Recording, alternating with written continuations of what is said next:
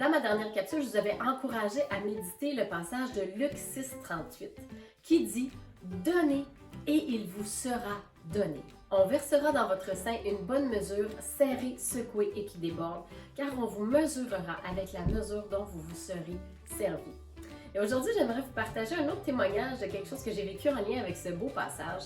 En fait, il y a plusieurs années de cela, je suis arrivée devant ma garde-robe et comme ça arrive à toutes les femmes au moins une fois dans leur vie, j'ai ouvert ma garde-robe et j'ai fait « Oh, j'ai rien à me mettre. » C'est vrai que ma garde-robe avait vraiment besoin d'être renouvelée, mais on n'avait pas beaucoup de sous à cette époque-là. Et alors, je me suis dit, je vais venir devant mon papa et je vais lui demander.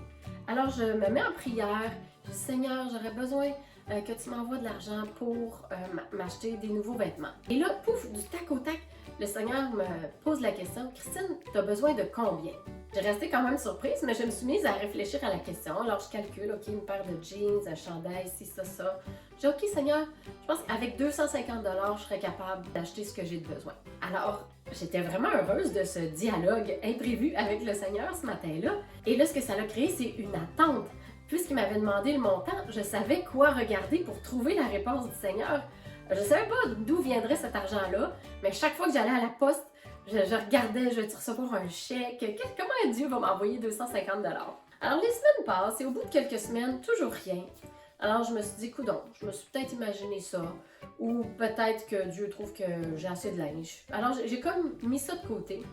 Et seulement quelques jours plus tard, on accueillait des amis qui arrivaient de l'extérieur, ils venaient passer la fin de semaine chez nous, on a eu un bon temps avec eux.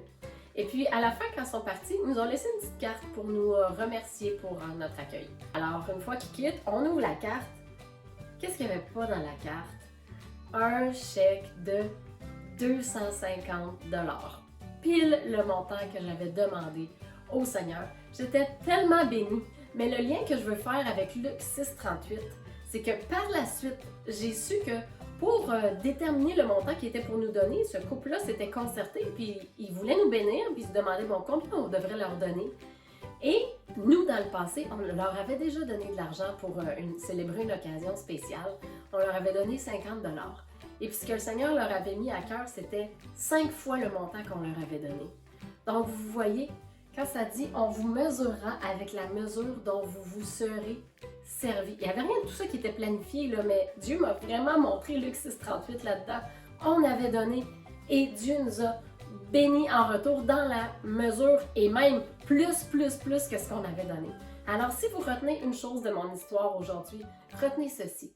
C'est que si le Saint-Esprit vous met des choses à cœur, vous met à cœur de donner ou de bénir quelqu'un d'une quelque façon que ce soit, n'hésitez pas. Parce qu'en le faisant, vous allez, ressembler à votre Père Céleste, mais deuxièmement, vous ne serez jamais perdant parce que Dieu va toujours vous bénir en retour. Vous manquerez de rien et vous allez construire votre histoire avec le Seigneur. Donnons et il nous sera donné.